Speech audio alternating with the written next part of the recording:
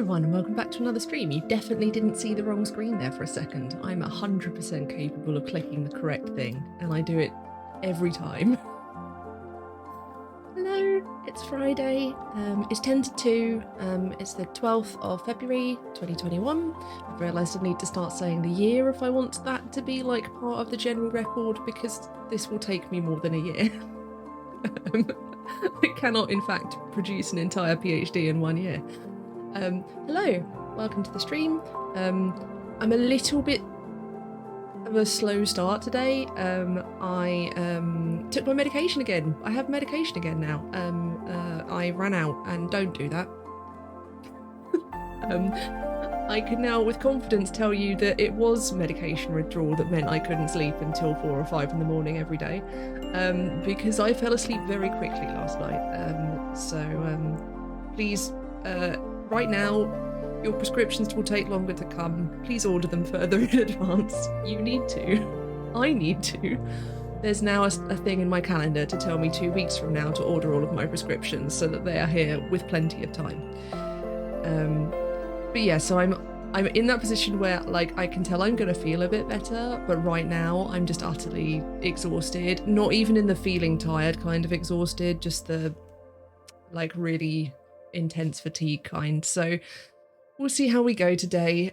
I've been doing really well this week productivity wise. I'm going to talk about that in a minute for a little bit, and yeah, so we'll see how it goes. I want to be mindful of the fact that I may just need to, like, sleep through the next few days whilst my body gets used to all of my medication again. Fortunately, I'm not on ridiculously high doses of things right now. We were actually in the process of stepping them up, so it's not as bad as it could be, but it's definitely not fun.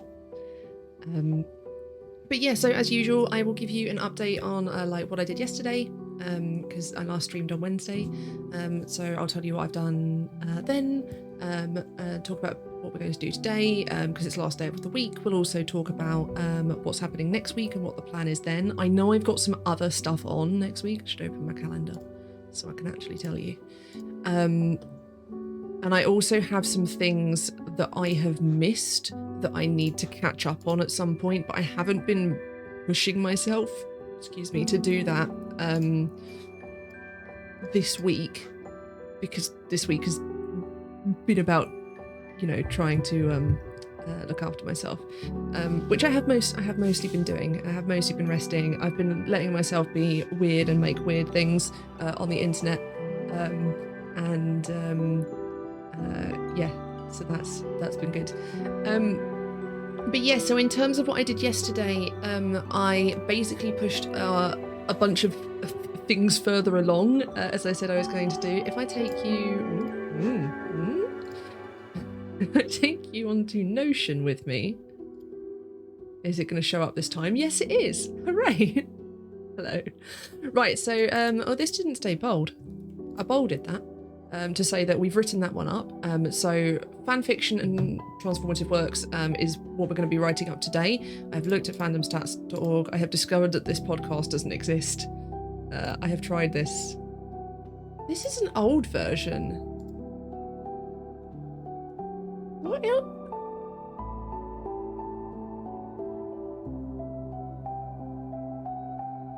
Why does it think I'm offline? Notion what? Hold on, I'm just gonna close Notion for a second and then reopen it and see if that... I'm very clearly on the internet, because otherwise this would not be happening. Or is it? I wonder if it's the other way around and it's my laptop that hasn't synced. Okay, well, we'll go in here, and it might get upset at me later on. I'll just tick these things for now because I've done all of them, and those. And that. I've done all of those things. But yeah, so that's what we'll be doing today. In terms of more of what I did yesterday, I emailed my supervisor because I realised I'd kind of already done something I maybe shouldn't have. It turns out it was fine. I was correct that it was fine. So I in order to get more primary sources, obviously I can find like recommendations and suggestions myself from looking at existing things that are out there. But one of the best things to do is to ask other people for suggestions. I'm in a lot of communities relevant to the things I'm studying. I'm in the fanfiction community. I'm in a lot of gaming communities, especially here on Twitch. So what I wanted to do was ask people for recommendations. And I had this moment where I was about to I'd gotten permission from the first place I was posting, from their mod team. I'd already posted on Tumblr, I'd gotten everything sorted out. And then it occurred to me that there might be ethical guidelines around this. And it's a little embarrassing that didn't occur to me earlier. Because I'm just asking people for video game recommendations, but the problem is I'm a researcher asking people for video game recommendations, right? There's a context here that's the problem. So I emailed my supervisor and said, I want to ask people on the internet for video game recommendations. Is that an ethical problem? Because I'd put together like a Google form, and the point at which I put the Google form together, I went, this feels a little bit more formal. What do I need to do? Turns out my supervisor is my school's representative for the Research Ethics Advisory Group. And so I'd gone directly to the best person, as it happened. So basically there is a checklist that I have to go through anytime I want to gather any kind of data from people, or gather any kind of data actually. And you sort of go through it, and if you answer yes to anything, then you need to get an ethical review. I didn't have anything like that because I'm just asking people for video game recommendations. I'm not using anything that people say. I'm not gonna quote their recommendation or anything in my thesis or anything like that, so it's all completely fine.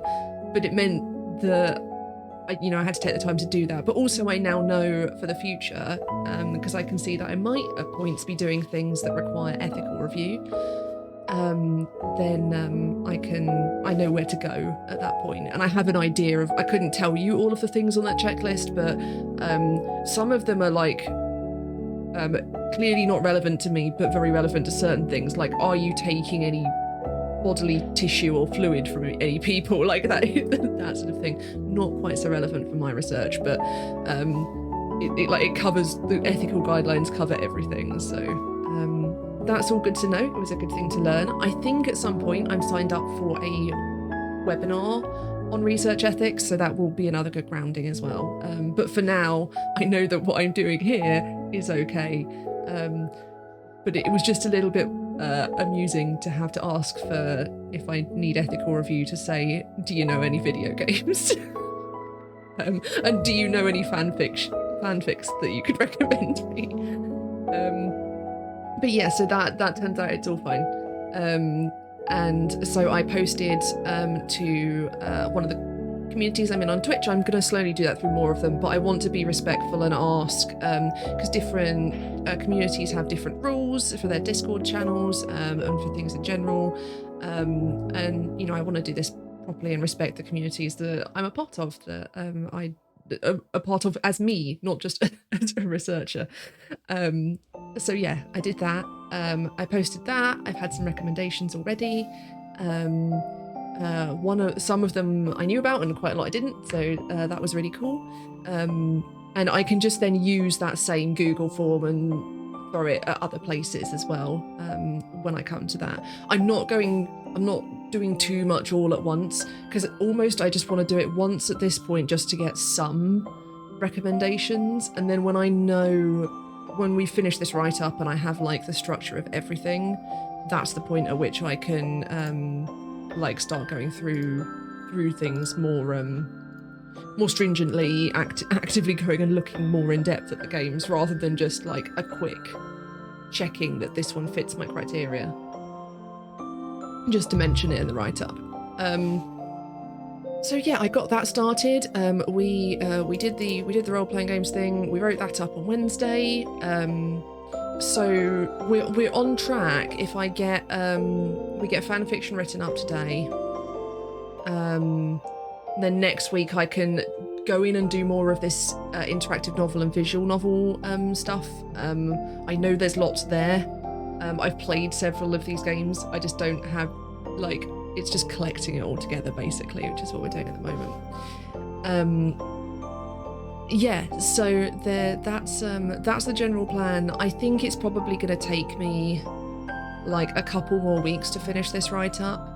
I had mentoring yesterday, so if you're not familiar, I have a mentor that I see every week, and she helps me basically managing my disability alongside my studying. One of the problems that I have is that I have because all of my illnesses fluctuate like really intensely. Like I can be fine one day and awful the next day. Hi, Dan. So it can be really hard to manage like having a routine or like being flexible in that routine or things like that. And I'm so much better at it now than I was like a year and a half ago, having been seeing her once a week for a year and a half. And it was nice because she was reassuring me that, you know, we've gotten me to a point where I can be flexible about things, but I need to. And when I need like a structured routine and like working around deadlines and stuff like that, I can have that and I can do that. But when I'm in a position like right now where I need to be more, I'm going to do things when I can and when I want to, and otherwise I'm gonna try and rest because that's what I need to be doing. What have I done? Yeah, so that was lovely as well because that helped calm me down. I know I've been saying over and over again that this piece of work doesn't have a deadline, and that my supervisor and I agreed that, and I do think it's a good idea. That's still not really been like manifesting in my actual like belief system. I didn't bold this one either. We'll get there. Eventually, I will come to understand that I am in fact fine. But not this day. And it's the nice thing is that there's a balance because I need to feel that I'm still going forward and that I'm still doing things. This week we will have written up. So hold on, if I move us now over to Scrivener. Had the spoilers visible for a moment there. There are spoilers for some things in my write-up, just because of the nature of me having to describe them. So I'll try and keep them out of the screen. There's also, in some of this text, there's discussion of ableist language, and not any, I don't think any full slurs, but there is a discussion of ableism in role-playing visible on the screen right now. So yeah, I've got, this is just under 1,400 words. I reckon the fanfiction bit's going to be a reasonable amount, because it's going to be harder to explain like the way in which it fits in with everything else, because it's a lot with role-playing games and graphic novels, which are the ones I've done thus far. It's a lot more obvious like how they're interactive and how they're multisensory and things like that.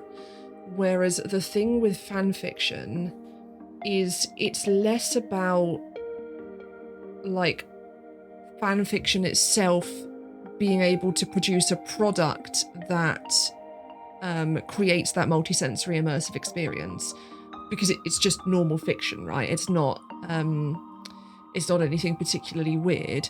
The difference is the way the author can connect with their text, and the way that they're able to use existing structures, be that world building or not. They have a lot more of an idea of the knowledge of their reader than a person just writing a fantasy novel, for example, and that they're able to use that who immerse themselves more deeply in a world whilst writing, and thus hopefully convey their embodied experience in a more authentic way, a way that is closer to that experience, so that writing then has a better chance of passing that over, not through the ways these other things are of like stimulating it within the person, but just in bringing them closer to it, if that makes sense. That's what I need to try and write up. And then, so basically this one is going to be that sort of thing, explaining that, like explaining it conceptually, and then also giving some of the data that I have regarding mental illness in fandom in general, and how it behaves. I've got, so there's an amazing website called fandomstats.org, which you might have seen on my listed on my Notion as one of the things I'd done. So it only uses the AO3. You're going to hear me talk about the AO3 a lot. It's the biggest fan fiction archive on the internet right now. It's entirely fan created. It's based on a folksonomic setup, so all of the tagging and things like that is user generated. There's 7 million works on the archive of our own now, and of those works, 194,963 are tagged mental health issues. Now that doesn't necessarily mean that they have specifically the mental health issues tag, because mental health issues is there's tagging is like an umbrella effectively, so things get clustered together. So like, I'm trying to think of some really silly examples. If you had lamb, for example, as a tag, lamb would be categorized under sheep, which would then be categorized under animal. That sort of thing. Like, it's just nested. And that is curated by tag wranglers, but one of the tenets of the tag wrangling guidelines is to keep as close to that original folksonomic setup as possible. So mental health issues is a very broad tag. And then sort of going into what Fandom Stats does is it scrapes the AO3 data basically, and so it's able to tell me first of all how many things have those tags. Of those, what proportion are rated what, which is quite interesting because it's you can see so this is a pie chart. But you can see that half of it is G or T, so general or teen, which is really interesting. And then there's like about as many that haven't got ratings at all as have general ratings, and then there's like slightly more mature than explicit, but like vaguely balanced. So that's quite interesting, and I can see that being useful elsewhere. There's things like the 10 most frequently appearing fandoms. No one is surprised that the top one is the MCU, because the MCU is the biggest fandom on the AO3. That's not surprising. Excitingly, the Avengers are third. So it's not specifically that we think people in the MCU are mentally ill, it's specifically that we think the Avengers are. And that Captain America is, because Captain America is also in the top 10.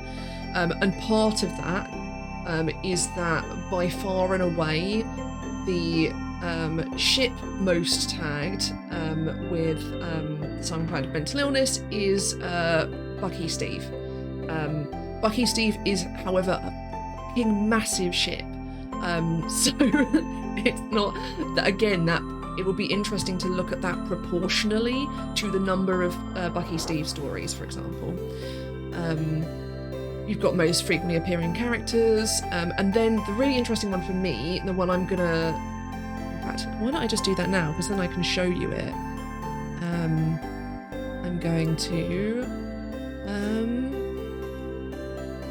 hopefully, there we go. Cool, and this is the one I want to show you, because so freeform tags are tags that aren't static ones defined by the archive. So static ones defined by the archive are fandoms, for example, because fandoms are actually tags. And then relationships and character tags are separate as well. If you've ever archived a story on the AO3, you'll know that you get different boxes for each of those. And freeform tags is when you get to put just whatever you want in.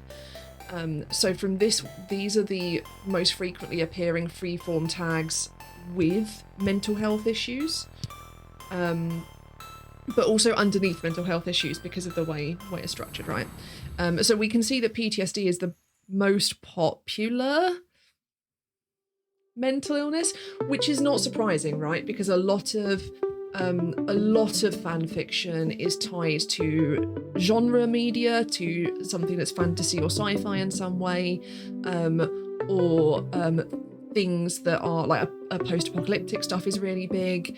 It's tied to things that are very much traumatic spaces. So it's not surprising at all that it's mostly PTSD. I'm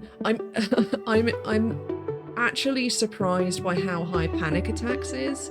I know it's a 10, but bear in mind this is of all of the tags, and that's that's almost 10% of all mental health issues fics are also tagged with panic attacks. So that's interesting to me as well. I'm not surprised by basically any of the others, really. They all sound about right to me. But yeah, so we've got that data as well. I then have, related to this, I'm just going to turn the music down a bit. This one's a bit louder, isn't it, than the others? There we go. So as I was going to bed last night, shortly before I got knocked out by all my medication, I started getting notifications. I went on Tumblr briefly and realised I had a bunch of notifications. So like 3 days ago, I posted my call for recommendations for mental illness fanfics. And I have one, at that point I had one follower on Tumblr, so I was like, you know, people aren't going to see it. But because people follow tags on Tumblr, it got reblogged yesterday by some people, and I got up this morning to 50 emails. 50 emails, and they are all recommendations. Hi fandom, I love you. I'm so pleased that I was brave enough to put fan studies in my thesis, because I almost chickened out of it. I know, it was so weird because I'd started to see that I'd got quite a few, and I replied to some of them last night, and then by the time I got up this morning, someone made me a spreadsheet. Like a spreadsheet of mental illness fanfics. And there were a bunch of, what's really useful is that there were a bunch of people recommending their own works, which meant that they were able to say, yes, I am a person with experience of this illness. And I'm really excited to go and get to read a bunch of them. There's one that I got recommended to me that is written by a person with OCD, from the point of view of Rocket Raccoon, as in Guardians of the Galaxy, with OCD. And that just sounds really interesting to me. So I'm really excited to get in and read those. And because I think because there's not a lot of existing work done in fan studies on, and I need to look into this more, on this specific topic. This is one of those areas where my hypotheses are much less based on things other than my instinct. Like the graphic medicine one, like up here, we've got all of these citations of people who are like, yeah, graphic novels can get you really close to the embodied experience. And the same thing happens with role-playing theory, which I won't scroll down to because, as mentioned, it's got spoilers in. Then with fan fiction, I'm just sitting there going, but I know I have written more about my experiences through fan fiction. I know it has worked that way for me, and I know very few people in fandom who aren't mentally ill. And I have been searching so hard to get fandom demographics that include disability. There aren't any. It's very focused on gender and on age and on things like geographical location and stuff. Like all of that sort of demographic stuff is there. There's nothing when anyone has been asked if they are disabled, and if so, what kind of disability they have. And I wish there was. And I might need to do that as a survey at some point to get that data to back it up. Because the thing that you can see from fandom demographics is that fandom is a fucking weird place. It is not at all like traditional demographics. It varies very differently depending on where you are in the fandom space as well. There's significantly higher numbers of certain kinds of LGBTQIA plus identities, and the gender split is very different. I should stop saying split about gender. No, because split could be multiple ways. Yeah. I was just trying to make sure I wasn't catching myself saying something like really binary focused, or worse, like what is there a word like trinary? I don't want to reinforce the idea that either that there's only two genders or that there's only three, which is equally as bad. The idea that there's yes, no, and maybe. But I don't know. I think split's probably an okay word. But yeah, so that's all really interesting, and I think getting more data on that is going to be very useful. So yeah, I think I'm just gonna go for it. What am I gonna? I've rocked back really far, so I don't know how much of that was audible. All right. So hopefully, because of this giant ass picture, we should be fine with me avoiding scrolling down. I will warn you though, in the role-playing games bit that's underneath, there are spoilers for Table Stories Cerebrum Project. If you are watching Cerebrum Project, don't look at the bottom of my screen if I scroll down. I'm gonna try my best. But I don't want to spoil you. All right. So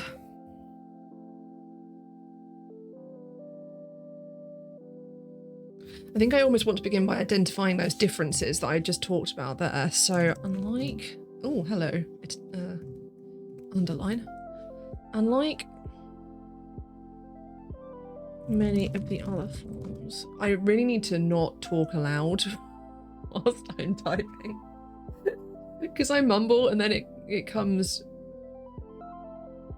out very strange in my captions. Apparently I said like arseholes at one point, which I don't remember doing. Certainly not in those sentences. If you're using my captions, I'm sorry. It's Google based, so it's pretty good, but at the same time, my goodness. Like many of the other forms,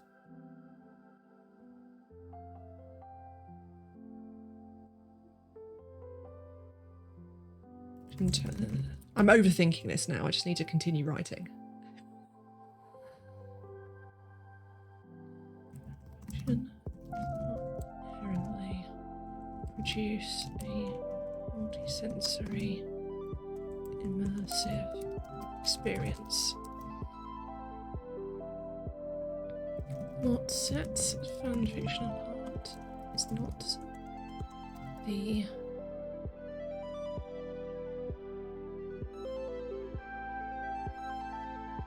I want to say it's not the way in which the final project is constructed, it's how the final product is constructed. Because I mean, it's not the form of the final product, it's the process by which the author constructs it. But I'm trying to word that in a way that doesn't just sound really tautological in a really unfortunate way. What sex fan fiction apart is not the end product.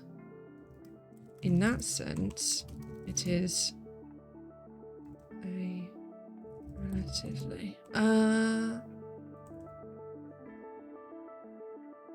end product is mostly similar to genre fiction, which I will... Similar in construction to genre fiction, because I don't mean that all fan fiction is genre fiction, because obviously it's not. But I mean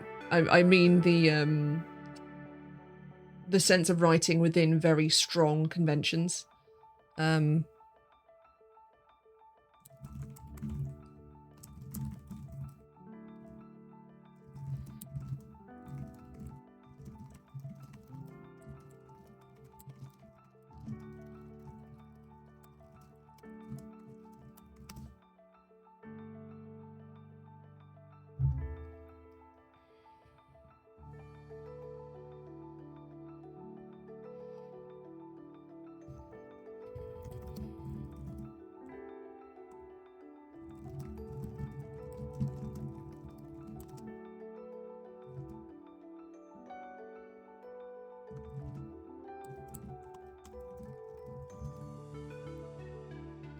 No, so this is one of those interesting things where you're kind of... what am I trying to say? I'm very sleepy today, I'm sorry.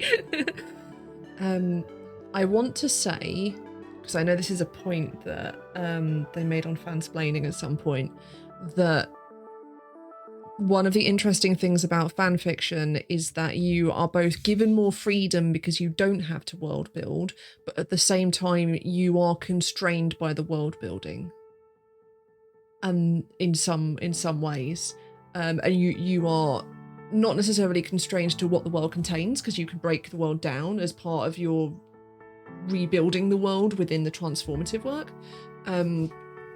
But there is like there are limitations still in what you can do before you go so far away. Like there is a skill in writing a coffee shop AU, for example, because you need all the characters to be recognizable still.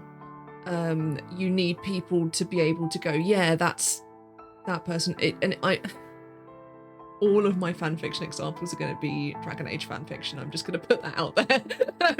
So there's a really famous coffee shop AU called Coffee Black. And one of the reasons that story works is that you recognize all of the characters instantly, even though they're like a barista and a random person who walks into the coffee shop. And that's the thing. I should stop saying this out loud and instead type this, because this is this is the stuff I need to be typing. By setting for anyone that is already built, the author is given both freedom and constraint. No.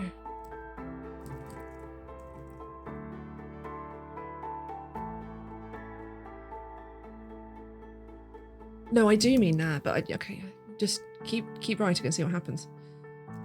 They have the world already built around them and more room to focus on other things. However, they also have limitations. Stray too far, they will no longer be constructing a transformative work.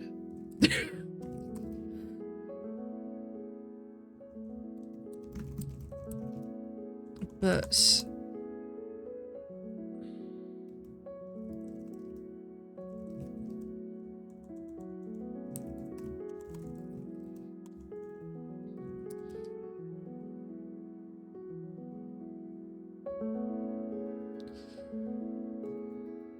these limitations, however, can be the freedom unto themselves.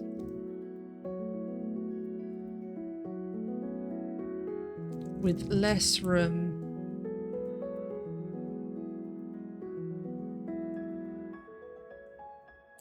there are fewer choices to be made. And more focus. This is what I mean. More focus can be put on telling a story as if the fandom the work is based upon were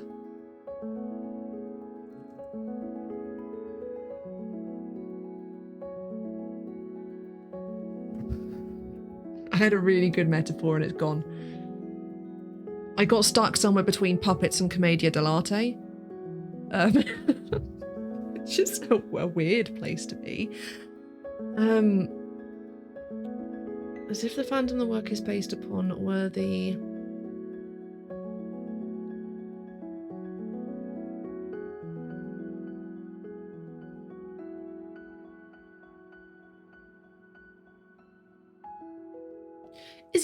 Is it commedia dell'arte they used, or is it just generic Greek theatre where they used masks that were like specific stereotypes?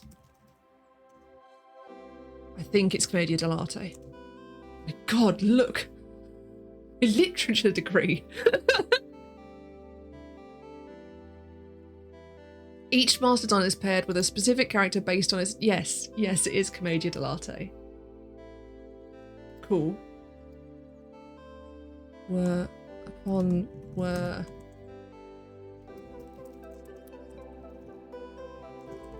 I can't remember, do you capitalise that A? No. Or you capitalise all of it. I'm just gonna go for that. Okay.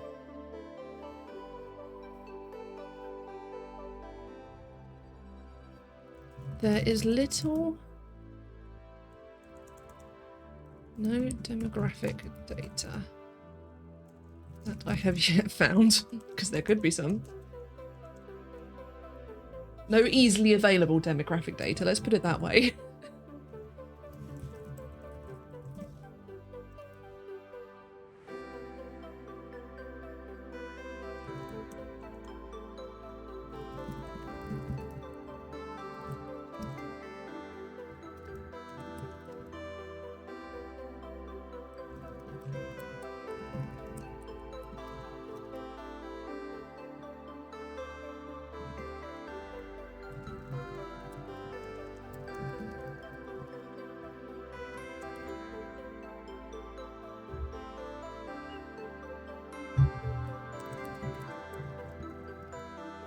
Midlands is also a popular theme in fanfiction in general.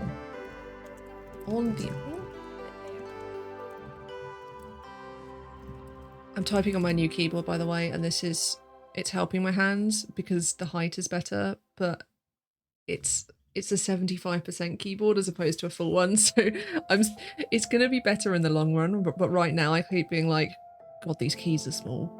And my hands are small, so actually the keys being small is better, but on the archive of our own, a user-designed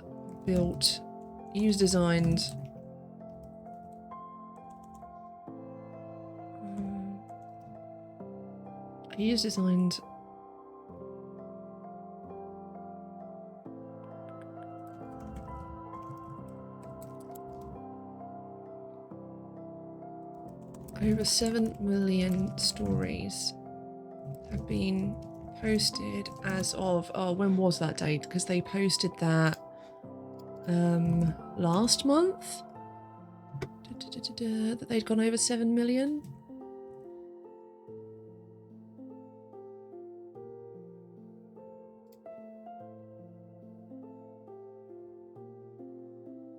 On the 5th of February.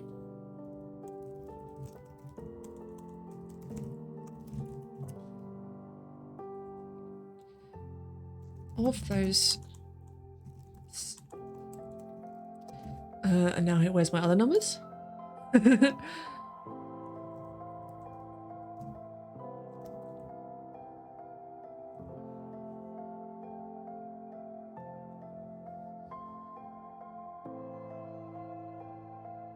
That's only mental health issues. I was like, I'm attempting to say that 200,000 is a lot out of 7 million. It's really not. Are tagged with mental health issues.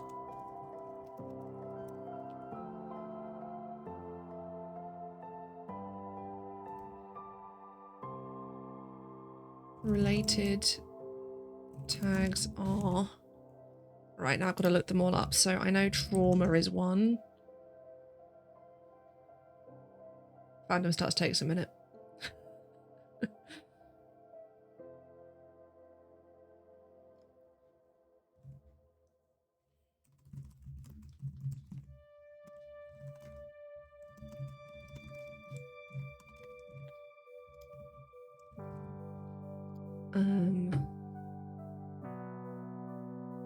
I'd be really interested at some point to look at how these ratings breakdowns look in comparison to the archive as a whole. 57162 is just... Ooh.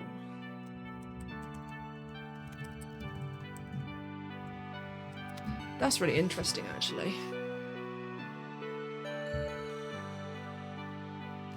Because there isn't too... If there was more crossover than that, then those things would be appearing in here more, wouldn't they? I need to go like a little bit deeper to get into the real nitty-gritty of how this all works, because I have a basic idea, but I'm sure that there's like elements that I'm missing, so it is something that I'll need to go into more deeply.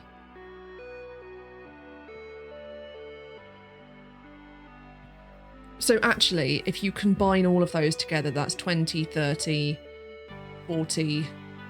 It's about 500,000 in total.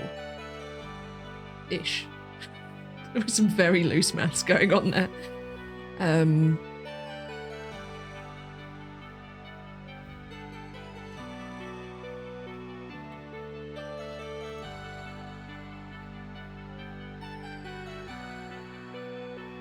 What?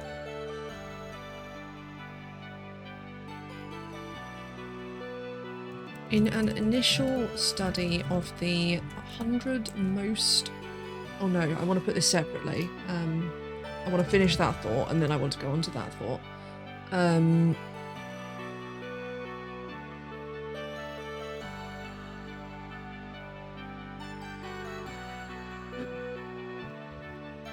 As the representation of mental illness within these stories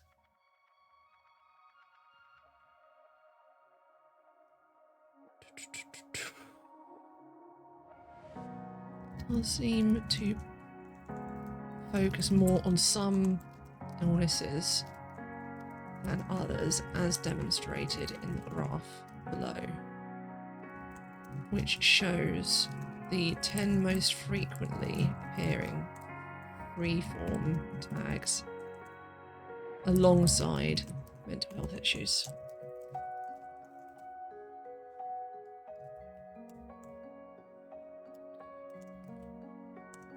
I then also want to add here something about the nature of the tagging system. Oh god, got all underlined again.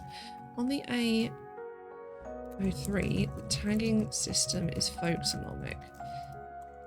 This was a deliberate design choice and is stringently upheld by the organisation's tag wranglers, who link relevant tags to one another for searching purposes.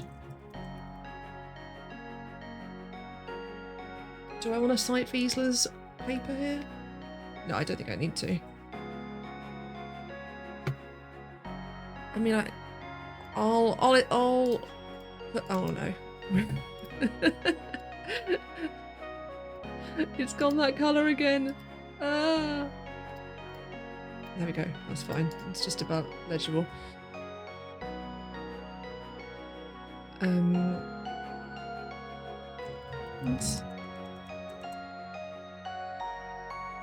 This means that when an author tags a story with something such as PTSD, they are effectively declaring one or more of the characters to be experiencing it. I don't know why I put the word effectively there, because they are. They're literally saying someone in this story has PTSD. Another thing that sets fanfiction apart from standard fiction. In an initial study of the 100 most commented upon stories on the AO3, mental illness stories. No, stories in the AO3 that used...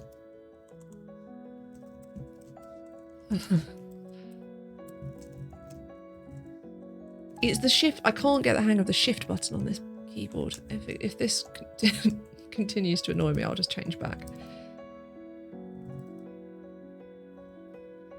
How many did I find? I found 6, didn't I?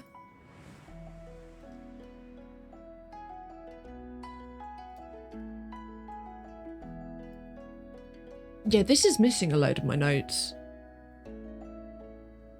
I'm gonna say I found 6. I'm 90% sure that I found 6. My laptop isn't in here. 6 were immediately found to have statements in the author's notes saying that they were writing from their own. Being sent dog photos. Sorry for the sound.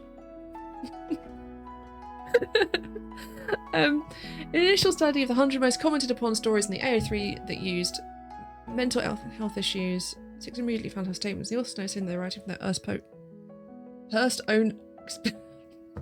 Can't speak. What's going on today? It's very Friday.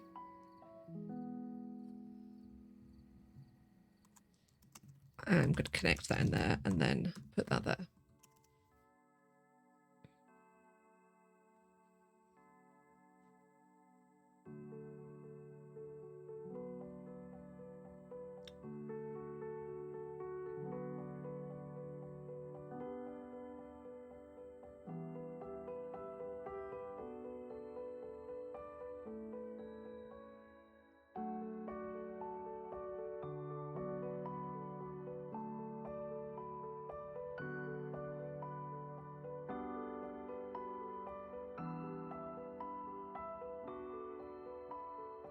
I'm just thinking of if there's anything else that I wanted to put in here.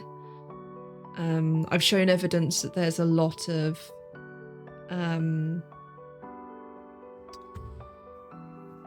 there's a lot of stories, and that there's stories that are, and I've talked a little bit about how it works.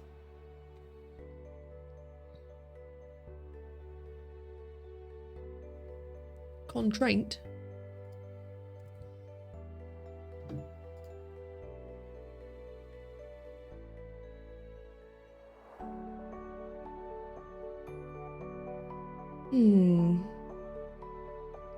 I guess I could talk about fanfiction as a safe space for exploration.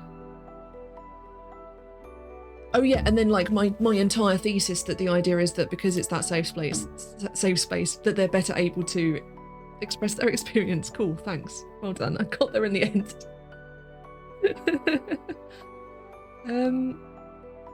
For many, writing fanfiction is a safe space within which to explore oneself and one's identity.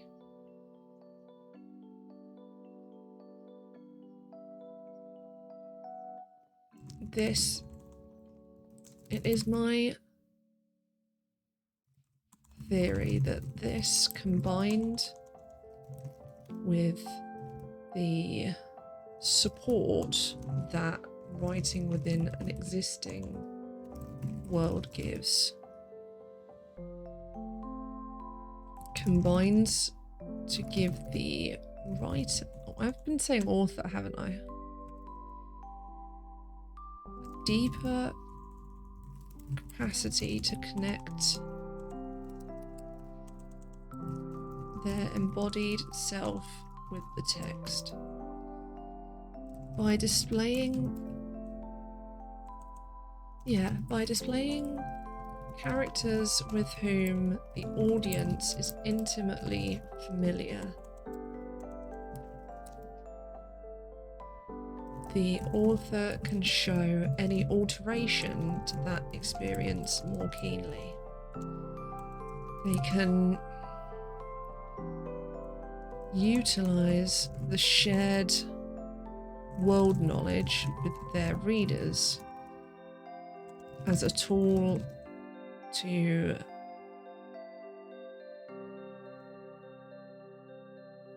shape that experience. In essence, it does not produce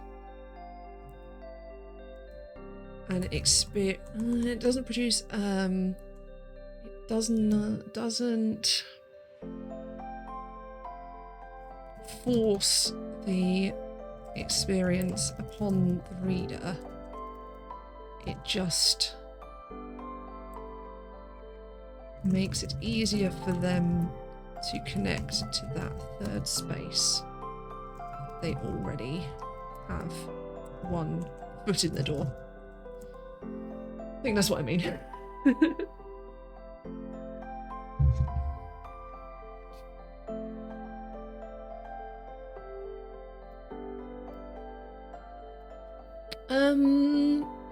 Cool. Is that it? Do I want to say anything more about that? What do I want to do? That came out like both with more difficulty and easier than I thought it was going to.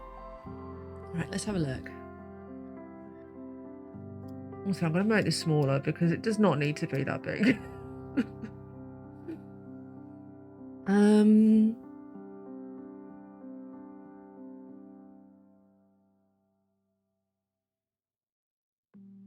Yeah.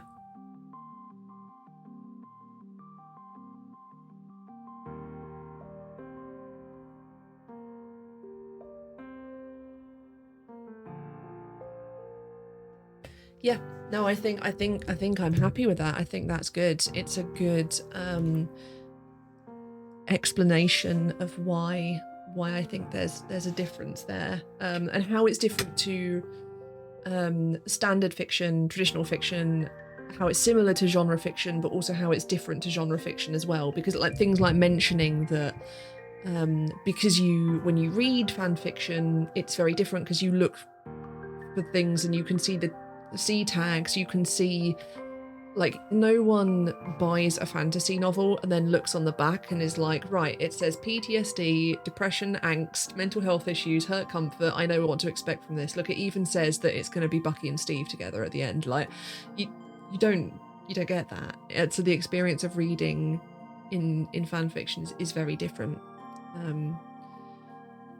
I think that's part of it as well. So I'm glad I got to mention that soon. Oh no, maybe I'm going to put another sentence in that, actually, just to make that particular point clearer. This is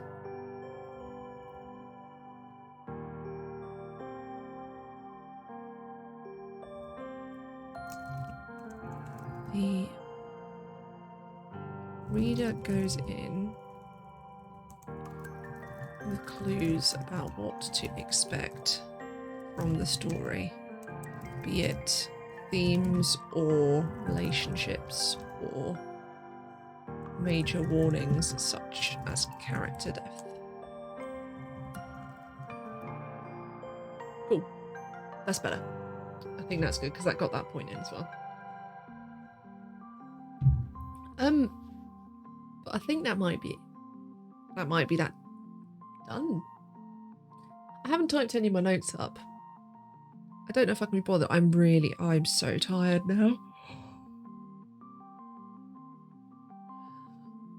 Is it worth? Shall we just go through what I'm doing next week, and then I'll leave it there. I think that might be the best idea. Let's if I bring you back over to, oh dear, is that this side? It got darker in here. There we go. Magic fix. I got in here this morning and I tested it and went, oh, I don't need to have my really blinding ring lights on. I can just do whatever. And then the sun went in a bit. It's lovely here today though. Right, in terms of what I am doing the next of the weeks, sorry, I'm just closing a million things. I didn't even use my Excel spreadsheet that I made. I'm not going to bother showing you Notion either because I need to work out what's going on with it. So basically, I think I might go in and do some stuff on genre fiction. I need to do more reading for that.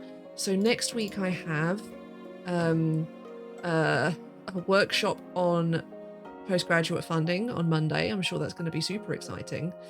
I have a workshop that I signed up for and still haven't done, which was on reading techniques. It's going to take me like a whole afternoon, so that basically knocks an entire day out for me. So maybe what I'll do is I will just write Monday off as workshop day, and see how many of those I can get through. At least the reading one. Excuse me. The reading one is pre-recorded, so I can do what I did last time and watch it on 2x speed. Which makes it a bit better. I won't be working at all on Tuesday. Tuesday I have therapy. I'm not doing anything then, not even going to try. So I'm probably going to stream Wednesday, Friday again next week, because that makes the most sense. Let's do that. Yeah, so I'll do that. I've got these suggestions for video games coming through. I think I need to get because that is one of those areas that does have theory. I want to like get some of the theory to back it up. So I think I need to get some books for that. I know there is a book that a friend of mine wrote, which is probably going to be useful, that I need to get. It's on my list. But then just generally doing some looking at a video games theory as well, to find things about the communication of the embodied experience, because I know there is stuff. I went to a what conference was that at? I went to a paper someone presented about immersive video games, but I think it was the conference where I saw Rita Sharon speak. I think it was that conference that last February, in the before times. But yeah, so I want to look at a bit of theory just so I can write that one up more clearly. Some of the things in it will be obvious, like the ability for it's really easy for video games to be multi-sensory because they're visual, they're audio. Yeah, back when we left the building,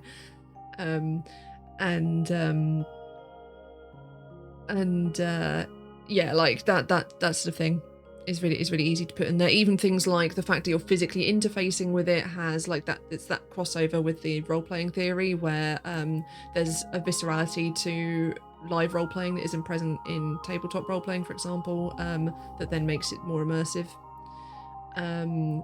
But basically, the more immersive something is, the easier it is to get that person into the embodied experience. Yeah, there's VR as well.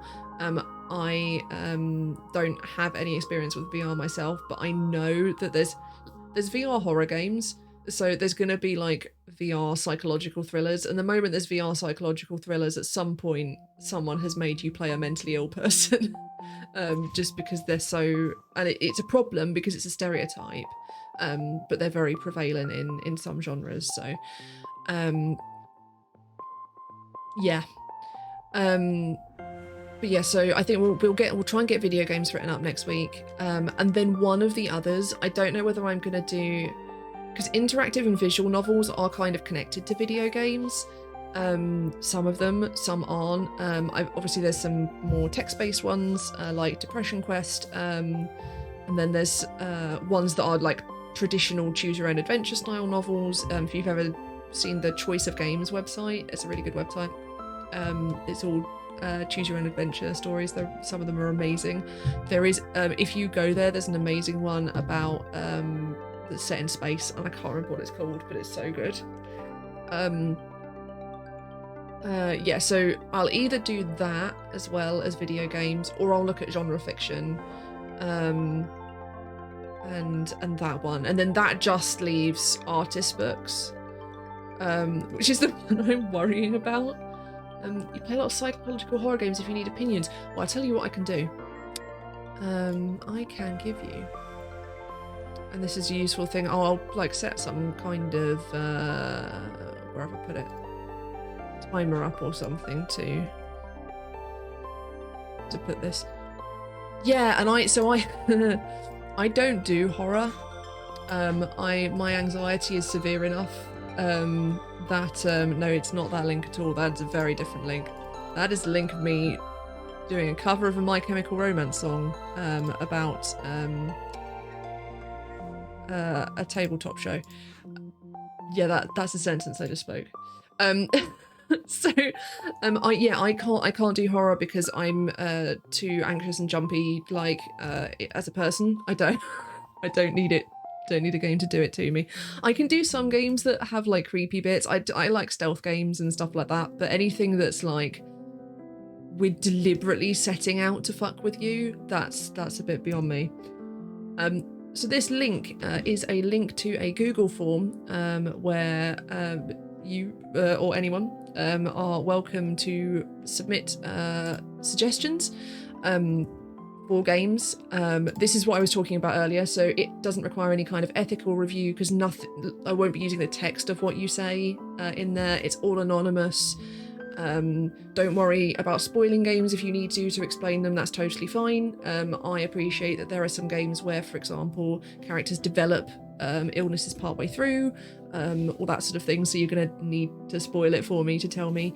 The only requirements are you must play as a character with mental illness. So generally the game needs to be first person in some way. It can't be like a companion, an NPC that's with you. It needs to actually be the character that you are playing as, but you don't have to be playing as that character the whole way through. If it's a game where you swap around, like Detroit Become Human, for example, changes between different characters, but that would still be fine as long as one of them is. Yeah, it can be any platform, any style, length. This is all on the form as well. But yeah, there are other requirements that I'm then going to sort myself because they're harder with games. So for example, one of my requirements is that the media has to have been produced by someone who is mentally ill. But when it's a game studio producing it, that's really different, right? Because it makes it very different. So that one will be harder to do on games, and it'll be a case of like looking through interviews and stuff and finding things. Yeah, studios are very collaborative, and I don't know yet what my cutoff is going to be. I think basically I need one of the like lead writers, creative directors, like I need a high up person to count. Because I think that's going to be like knowing that there's a driving force behind it. But even then, it's going to change what the product is. So I would be especially interested in like independent games, games that are from smaller studios, where you could say, for example, there's like 10 people in the studio and half of us experience mental illness, and that's why we made this game. That's really cool for me. That's perfect. An advocate of a health charity called Safe in Our World. They promote mental health awareness in the games industry. Oh, that's really cool. Yeah, I think I've heard the name. but not a lot of details. So yeah, there's a lot of games that focus on mental illness, and I think because of the nature, although obviously that communication from person with lived experience to person playing is stretched apart a bit more the moment that there's a studio involved. In fact, one of my arguments for why I didn't put this in the write-up of fanfiction, but one of my arguments for why fanfiction is good is that because it doesn't go through like traditional publishing, like loads of editors and that sort of thing, it gets less diluted from that original experience. Because the moment anyone else interferes, then they can start pulling it away from that. So that can definitely happen with games, and that is a weakness, but I think that's outweighed by the capacity of games to give an immersive experience. I will check their games list out. Let me put that. I'm going to write that down on an actual piece of paper because I no longer trust my Notion to be updated. I don't know what's happened.